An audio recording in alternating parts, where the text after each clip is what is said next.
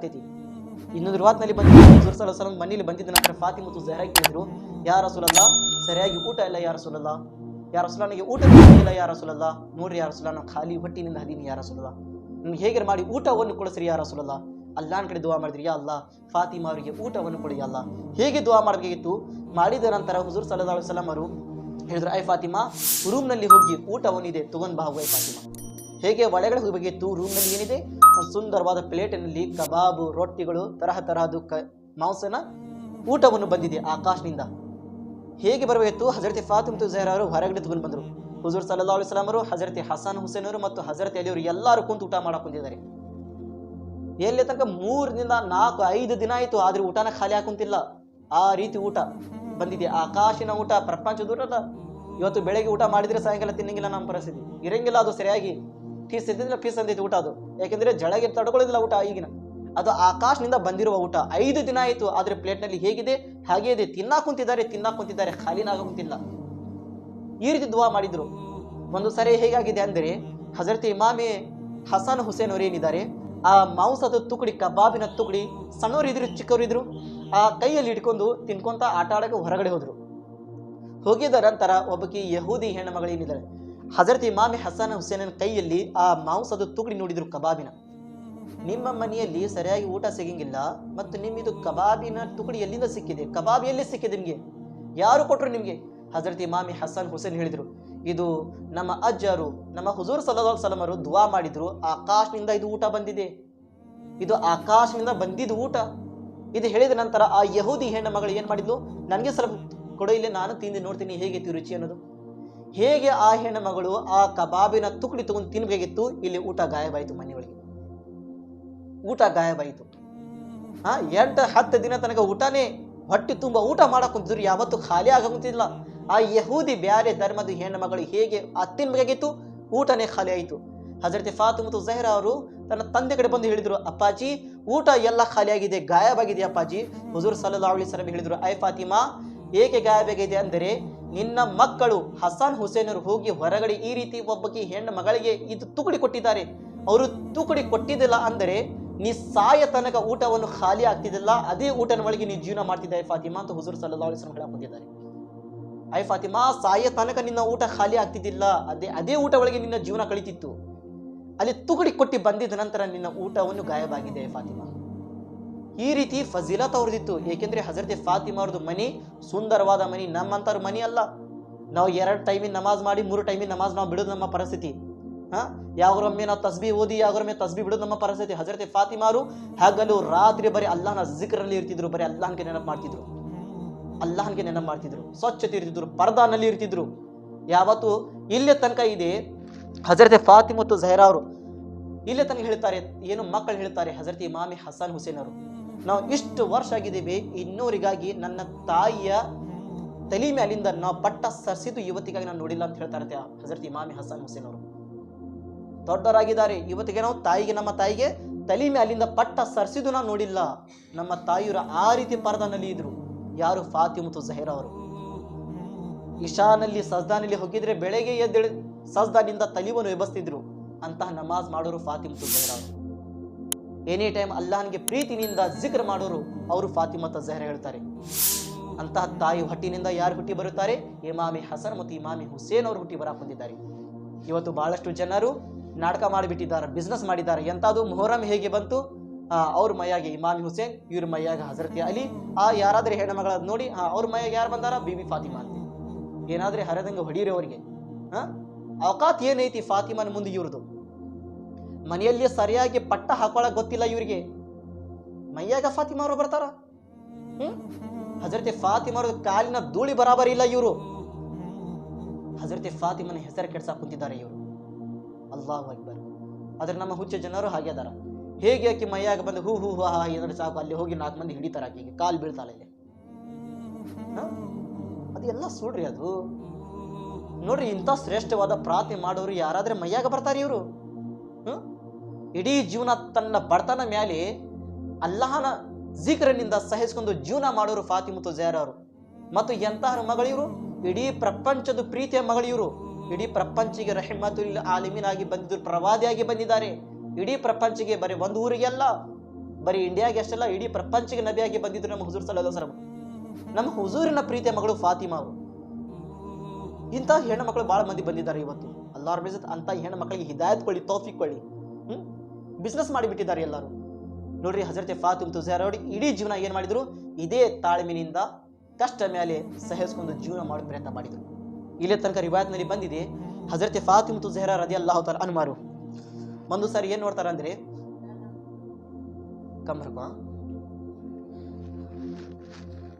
ಒಂದು ಸಾರಿ ಹಜರತೆ ಉಮರ್ ರದಿಯಲ್ಲಾಹು ತಆಲಾ ಅನ್ಹರು ಹುಜೂರ್ ಸಲ್ಲಲ್ಲಾಹು ಅಲೈಹಿ ವಸಲ್ಲಂ ಅವರಿಗೆ ದಾವತ್ ಹೇಳಿದ್ರು.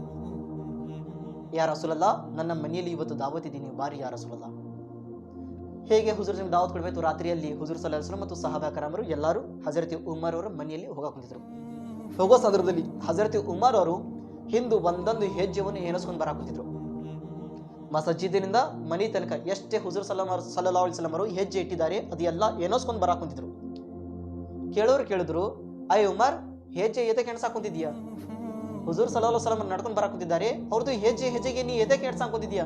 ಹಜರತೆ ಉಮರ್ ಹೇಳಿದ್ರು, ನಾನು ದಾವತ್ ಹೇಳಿದ್ದೇನೆ, ಹುಜೂರ್ ಸಲ್ಲಲ್ಲಾಹು ಅಲೈಹಿ ವಸಲ್ಲಂ ಅವರು ಎಷ್ಟೇ ಹೆಜ್ಜೆ ಇಟ್ಕೊಂಡು ನಡ್ಕೊಂಡು ನನ್ನ ಮನೆಗೆ ಬಂದಿದ್ದಾರೆ, ನಾನು ಅಷ್ಟು ಹೆಜ್ಜಿನ ಬರಾಬರಿ ನಾನು ಒಂಟೆಗಳಿಗೆ ಅಲ್ಲಾಹನ ದಾರಿ ಒಳಗೆ ಕುರ್ಬಾನಿ ಕೊಡುತ್ತೇನೆ, ಒಂಟೆಗಳಿಗೆ ನಾನು ಅಲ್ಲಾಹನ ದಾರಿ ಒಳಗೆ ಕುರ್ಬಾನಿ ಕೊಡುತ್ತೇನೆ ಅಂತ ಹಜರತೆ ಉಮರ್ ಅವರು ಹೇಳಿದ್ರು. ಹೇಳಿದ ನಂತರ ದಾವತ್ಗೆ ಊಟ ಗೀಟ ಮಾಡಿ ಬಂದ್ರು. ಹಜರತೆ ಅಲಿಯವರು ಮನೆಯಲ್ಲಿ ಬಂದ್ರು. ಬಂದಿದ್ದ ನಂತರ ಮುಖವನ್ನು ಮೆತ್ತಾಗಿ ಮಾಡ್ಕೊಂಡು ಕುಂತಿದ್ರು. ಹಜರತೆ ಫಾತಿಮಾ ಹೇಳಿದ್ರು, ಯಾಕ್ರಿ ಏನಾಯ್ತ್ರಿ? ಯಾಕೆ ಮುಖ ಸಣ್ಣವಾದ ಮಾಡಿದ್ರಿ? ಮಾಡೋದ್ ಕಾರಣ ಯಾಕೆ? ಹಜರತೆ ಅಲಿಯರು ಹೇಳಿದ್ರು, ಇಲ್ಲ ಫಾತಿಮಾ, ಹಜರತೆ ಉಮರ್ ಅವರು ನಿನ್ನೆ ದಾವತ್ ಮಾಡಿದ್ರು. ಆ ದಾವತ್ನಲ್ಲಿ ಎಷ್ಟು ದೊಡ್ಡವಾದ ದಾವತ್ತು, ಎಷ್ಟೋ ಜನರು ಬಂದಿದ್ರು. ಮತ್ತು ಇನ್ನೊಂದು ಏನಂದ್ರೆ, ಹಜರತೆ ಉಮರ್ ಅವರು ಹೆಜ್ಜೆ ಎಣ್ಸಾಕ್ ಕುಂತಿದ್ರು. ಆ ಹೆಜ್ಜೆ ಎಷ್ಟಾಗಿದೆ? 1000 ಹೆಜ್ಜೆ ಎಣ್ಸಿದ್ರೆ 1000 ಆಯಿತು. ಆ ಹೆಜ್ಜೆ ಬರಾಬರಿ ಹಜರತೆ ಉಮರ್ ಅವರು ಅಲ್ಲಾಹನ ದಾರಿಯಲ್ಲಿ ಒಂಟಿವನ್ನು ಕುರ್ಬಾನಿ ಕೊಟ್ಟರು. ಇಂಥ ದೊಡ್ಡವಾದ ದಾವತ್ ಮಾಡಿದ್ದಾರೆ. ಹಜರತೆ ಫಾತಿಮಾ ಹೇಳಿದ್ರು, ಅಯ್ಯ ಅಲಿ, ಏನ್ ನಿಮ್ಗೆ ದಾವತ್ ಮಾಡೋದು ಇಚ್ಛಾಗಿದೆ? ನಿಮ್ಗೆ ಏನಾದ್ರೆ ನಿಯತ್ತಿದಿಂದ ದಾವತ್ ಮಾಡೋದು? ಹಜರತೆ ಅಲಿ ಹೇಳಿದ್ರು, ಹಾ, ನಂದು ಇಚ್ಛಾಗಿದೆ. ಹುಜೂರ್ ನಮ್ಗೆ ನಾವು ದಾವತ್ ಕೊಡಬೇಕು, ಸಹಾಬಾ ಕರಾಮ್ಗೆ ದಾವತ್ನಲ್ಲಿ ಕರೆಸಿ ನಾವು ಊಟ ಮಾಡಿಸ್ಬೇಕು ಅಂತ ಹಜರತೆ ಅಲಿಯರು ಹೇಳಿದ್ರು. ಹೇಳಿದ ನಂತರ ಹಜರತೆ ಫಾತಿಮಾ ಹೇಳಿದ್ರು, ಹೋಗ್ರಿ ಮತ್ತು ಕರೀದ್ ಬಾ, ಹೋಗ್ರಿ, ಅವ್ರು ನಮ್ಮ ಮನೆಯಲ್ಲಿ ದಾವತ್ಗೆ ಬರ್ಲಿ. ನೋಡಿದ್ರೆ ಬಡತನ ಇದೆ, ಎಷ್ಟೋ ಜನರು ಬರೋರಿದ್ದಾರೆ. ಹಜರತೆ ಫಾತಿಮಾ ಏನ್ ಹೇಳಿದ್ರು? ಹೋಗಿ ಕರ್ಕೊಂಡ್ ಬಾರು, ಹೋಗ್ರಿ, ದಾವತ್ ಹೇಳಿ ಹೋಗ್ರಿ ಅವರಿಗೆ. ನೋಡ್ರಿ, ಇವತ್ತು ನಮ್ಮ ಮನೆಯಲ್ಲಿ ಏನಾದ್ರೂ ಕಂಡು ಬಂದಿಲ್ಲ ಅಂದ್ರೆ ನಾವು ಬೇರೆ ಜನರಿಗೆ ಬಂದು ಊಟವನ್ನು ಮಾಡಿಸ್ಬೇಕಂದ್ರೆ 10 ಸಾರಿ ನಾವು ಯೋಚನೆ ಮಾಡ್ತೀವಿ. ನಮ್ಮ ಮನೆಯಲ್ಲಿ ಸರಿಯಾಗಿ ಅಡಿ ಮಾಡಕ ಅಕ್ಕಿ ಇಲ್ಲ, ಮತ್ತು ರಾಷನ್ ಇಲ್ಲ, ಸಾರಿಲ್ಲ, ಏನಿಲ್ಲ, ಖಾರ ಇಲ್ಲ, ಉಪ್ಪಿಲ್ಲ, ನಾವು ಯಾವ್ದು ಅಡಿಗೆ ಮಾಡಿ ಅವ್ರಿಗೆ ದಾವತ್ ಕೊಡಬೇಕು ಅಂತ ನಾವು ಯೋಚನೆ ಮಾಡಿ ಆಮೇಲೆ ದಾವತ್ ಕೊಡ್ತೀವಿ. ಹಜರತೆ ಫಾತಿಮಾ ಅವ್ರ ಮನೆಯೊಳಗೆ ಬಡತನ ಜಾಸ್ತಿ ಇದೆ, ಊಟ ಮಾಡಕ್ಕೇನಿಲ್ಲ. ಇವರು 3 ದಿನ ತನಕ ಏನು ಊಟ ಮಾಡಿಲ್ಲ. ಇಂಥ ಪರಿಸ್ಥಿತಿ ಏನ್ ಹೇಳ್ಕೊಂತಿದ್ರ? ಹೋಗ್ರಿ, ಎಲ್ಲಾರಿಗೆ ದಾವತ್ ಕೊಡ ಹೋಗ್ರಿ ನೀವು. ನೋಡ್ರಿ ಎಂತ ದೊಡ್ಡವಾದ ಮಾತು ಹೇಳಿದ್ರು. ಅವರು ಪ್ರಪಂಚದ ಜನರ ಮೇಲೆ ನಂಬಿಕೆ ಇಟ್ಕೊಂಡಿದ್ರು, ಅಲ್ಲಾಹನ ಮೇಲೆ ನಂಬಿಕೆ ಇಟ್ಕೊಂಡಿದ್ರು ಹಜರತೆ ಫಾತಿಮಾ. ಹೇಗೆ ಹಜರತೆ ಅಲಿಯರು ಖುಷಿ ಪಡ್ಕೊಂಡು ಹುಜೂರ್ ನಮಗೆ ದಾವತ್ ಹೇಳಕ್ ಹೋಗಿದ್ರು. ಹೋಗಿನಂದ್ರೆ, ಯಾ ರಸೂಲಲ್ಲಾಹ್, ಇವತ್ತಿನ ರಾತ್ರಿ ನನ್ನ ಮನೆಯೊಳಗೆ ನಿಮಗೆ ದಾವತ್ ಇದೆಯಾ ರಸೂಲಲ್ಲಾಹ್? ದಾವತ್ಗೆ ಬಾರಿ. ರಾತ್ರಿ ಸಮಯ ಆಯಿತು, ಎಲ್ಲರೂ ಇಶಾ ನಮಾಜ್ ಮಾಡ್ಕೊಂತ ಹಜರತೆ ಫಾತಿಮಾ ಅವರ ಮನೆಯಲ್ಲಿ ಬಂದರು. ಬಂದಿದ್ದ ನಂತರ ಎಲ್ಲರೂ ಊಟ ಮಾಡಕ್ ಕುಂತಿದ್ದಾರೆ. ಇಲ್ಲಿ ಮನೆಯಲ್ಲಿ ನೋಡಿದ್ರೆ ಒಲಿ ಇದೆ, ಅದರೊಳಗೆ ಬೆಂಕಿ ಹಾಕಿ ಖಾಲಿ ಡಬರಿಯನ್ನು ಹಜರತೆ ಫಾತಿಮಾ ಅವರು ಇಟ್ಟು ಕುಂತಿದ್ದಾರೆ. ಒಲಿ ಮೇಲೆ ಏನಿದೆ? ಖಾಲಿ ಡಬರಿ ಇಟ್ಟು ಹಜರತೆ ಫಾತಿಮಾ ಅವರು ಕುಂತಿದ್ದಾರೆ. ಇಲ್ಲಿ ಹೊರಗಡೆ ನೋಡಿದ್ರೆ ಹುಜೂರ್ ಸಲ್ಲಲ್ಲಾಹು ಮತ್ತು ಸಹಾಬಾ ಕರಾಮರು ಊಟ ಮಾಡೋದಕ್ಕೆ ಕುಂತಿದ್ದಾರೆ. ಎಲ್ಲರೂ ಹಜರತೆ ಫಾತಿಮಾ ಝಹರಾ ಕುಂತು ಏನು ಯೋಚನೆ ಮಾಡಕ್ ಕುಂತಿದ್ದಿಲ್ಲ, ದುವಾ ಮಾಡಕ್ ಕುಂತಿದ್ರು. ಯಾ ಅಲ್ಲಾಹ್, ಇವತ್ತು ನನ್ನ ಮನೆಯಲ್ಲಿ ಎಲ್ಲರೂ ದಾವತ್ಗೆ ಬಂದಿದ್ದಾರೆ. ಅಯ್ಯಲ್ಲ, ಇವತ್ತು ಫಾತಿಮಾನ ಮರ್ಯಾದೆಯನ್ನು ಉಳಿಸ್ಕೊ ಯಾ ಅಲ್ಲಾಹ್. ಇವತ್ತಿಗೆ ಅವರಿಗೆ ಊಟದ ವ್ಯವಸ್ಥೆಯನ್ನು ಮಾಡು ಯಾ ಅಲ್ಲಾಹ್. ಅಳದು ದುವಾ ಮಾಡಕ್ ಕುಂತಿದ್ರು. ಡಬರಿ ಮುಂದೆ ಕುಂತು ಅಲ್ಲಾಹನ ಕಡೆ ದುವಾ ಮಾಡಕ್ ಕುಂತಿದ್ರು. ಹೇಗೆ ಅವರು ಅಳದವ್ರು ಕಣ್ಣು ಮಾಡಿ ದುವಾ ಮಾಡಕ್ ಕುಂತಿದ್ರು. ಕಣ್ಣು ತೆಗೆದಿದ ನಂತರ ಗೈಬಿನಿಂದ ಡಬರಿ ಒಳಗೆ ಸ್ವರ್ಗದ ಊಟವನ್ನು ಬಂತು. ಅದರೊಳಗೆ ಹೇಗೆ ಡಬರಿ ತುಂಬಿ ಊಟ ಕಂಡು ಬಂತು. ಹಜರತೆ ಫಾತಿಮಾ ಝಹರಾ ಅವರು ಮೊದಲಿಗೆ ಪ್ಲೇಟ್ ತೆಗೆದು ಎಲ್ಲರಿಗೂ ಊಟವನ್ನು ಹೊರಗಡೆ ಕೊಟ್ಟು ಕಳಿಸಿದ್ರು. ಹೊರಗಡೆ ಕೊಟ್ಟು ಕಳಿಸಿದ ನಂತರ ಹುಜೂರ್ ಸಲ್ಲಲ್ಲಾಹು ಅಲೈಹಿ ವಸಲ್ಲಂ ಮತ್ತು ಸಹಾಬಾ ಕರಾಮರು ಎಲ್ಲರೂ ಕುಂತು ಊಟ ಮಾಡಕ್ ಕುಂತಿದ್ರು. ಊಟ ಮಾಡೋ ಸಂದರ್ಭದಲ್ಲಿ ಎಲ್ಲಾ ಸಹಾಬಾ ಕರಾಮರು ಒಂದೇ ಮಾತು ಹೇಳಕ್ ಕುಂತಿದ್ರು, ಯಾ ರಸೂಲಲ್ಲಾಹ್, ಇವತ್ತು ಎಷ್ಟು ರುಚಿ ಇದೆ ಊಟ, ಎಷ್ಟು ಸುಂದರವಾದ ಇದೆ ಊಟ, ಇಂಥದ್ದು ಊಟ ನಾವು ಯಾವತ್ತೂ ತಿಂದಿಲ್ಲ. ಹುಜೂರ್ ಸಲ್ಲಲ್ಲಾಹು ಅಲೈಹಿ ವಸಲ್ಲಂ ಹೇಳಿದ್ರು, ಇದು ಊಟ ಎಲ್ಲಿಂದ ಬಂದಿದೆ ನಿಮ್ಗೆ ಗೊತ್ತಿದೆ? ಯಾರು ಮಾಡಿದ್ದಾರೆ ನಿಮ್ಗೆ ಗೊತ್ತಿದೆ? ಎಲ್ಲಾ ಸಹಾಬಾ ಕರಾಮ್ ಹೇಳಿದ್ರು, ಯಾ ರಸೂಲಲ್ಲಾಹ್, ನಿಮ್ಮ ಪ್ರೀತಿಯ ಮಗಳಿನ ಮನೆಯಲ್ಲಿ ಬಂದಿದ್ದೀವಿ. ನಿಮ್ಮ ಪ್ರೀತಿಯ ಮಗಳು ಮಾಡಿರಬಹುದು ಯಾ ರಸೂಲಲ್ಲಾಹ್. ಅವ್ರ ಮನೆಯಲ್ಲಿ ಬಂದಿದ್ದೀವಿ, ಅವ್ರ ಕೈನಿಂದ ಮಾಡಿದ ಊಟ ನಾವು ತಿನ್ನಾಕ್ ಕುಂತಿದ್ದೀವಿ ಯಾ ರಸೂಲಲ್ಲಾಹ್. ಹುಜೂರ್ ಸಲ್ಲಲ್ಲಾಹು ಅಲೈಹಿ ವಸಲ್ಲಂ ಹೇಳಿದ್ರು, ಇಲ್ಲ, ಇದು ಊಟ ಫಾತಿಮಾ ಮಾಡಿದ ಊಟ ಅಲ್ಲ, ಇದು ಸ್ವರ್ಗನಿಂದ ಬಂದಿದ್ದು ಫಾತಿಮಾನ ಮನೆಯೊಳಗೆ ಊಟ ಅಂತ ಹೇಳ್ತಾರೆ ಹುಜೂರ್ ಸಲ್ಲಲ್ಲಾಹು ಅಲೈಹಿ ವಸಲ್ಲಂ. ಫಾತಿಮನ ಮನೆಯೊಳಗೆ ಸ್ವರ್ಗಿನಿಂದ ಬಂದಿದೆ ಊಟ ಇದು. ಇದು ಕೇಳಿದ ನಂತರ ಎಲ್ಲರೂ ಸಹಾಬಾ ಕರಾಮರು ಖುಷಿನಿಂದ ಇನ್ನೂ ಊಟ ಮಾಡಕ್ ಬಂದಿದ್ರು. ಎಷ್ಟೋ ಜನರು ಬಂದಿದ್ರು, ಎಲ್ಲರೂ ಹೊಟ್ಟೆ ತುಂಬಾ ಊಟ ಮಾಡಿದ್ದಾರೆ. ಆದರೆ ಡಬರಿ ಒಳಗೆ ಎಷ್ಟು ಊಟ ಇತ್ತು ಎಲ್ಲ ಹಾಗೆ ಇದೆ, ಖಾಲಿನ ಆಗಿಲ್ಲ. ಏಕೆಂದ್ರೆ ಸ್ವರ್ಗನಿಂದ ಬಂದಿದ್ದು ಊಟ. ನೋಡ್ರಿ, ಫಾತಿಮತು ಝಹರಾದು ಮನಿ ಎಂತದು ಮನಿ. ಒಂದು ದುವಾ ಮಾಡಿದರೆ ಪ್ರಪಂಚದ ಊಟ ಅಲ್ಲ, ಸ್ವರ್ಗದ ಊಟ ಅವರ ಮನೆ ಒಳಗೆ ಬರ್ತಿದ್ರು. ಇವತ್ತು ಮನೆಯಾಗ ಏನು ಫಾತಿಮಾ ಮೈ ಒಳಗೆ ಅನ್ನ ಕುಂತಿದಾರಲ್ಲ, ಅವ್ರು ನೋಡಿದ್ರೆ ಎಷ್ಟು ಬಡತನದಲ್ಲಿದ್ದಾರ.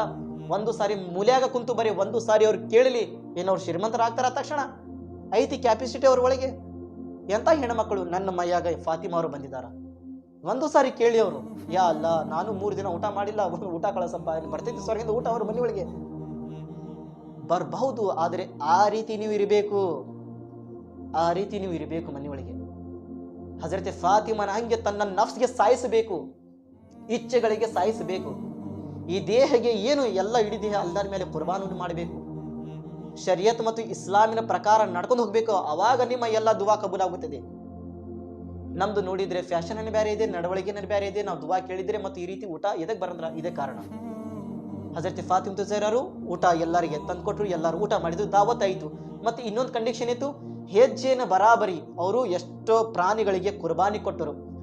ಈಗ ಹುಜೂರ್ ಸಲ್ಲಲ್ಲಾಹು ಅಲೈಹಿ ವಸಲ್ಲಂ ಮಸಜಿದಿನಿಂದ ಫಾತಿಮಾ ಝಹರಾಗೆ ಮನೆಗೆ ಬಂದಿದ್ದಾರೆ. ಈಗ ಅವರು ಹೆಜ್ಜೆ ಬರಾಬರಿ, ಇವರು ಕುರ್ಬಾನಿ ಕೊಡ್ಬೇಕಿಲ್ಲ.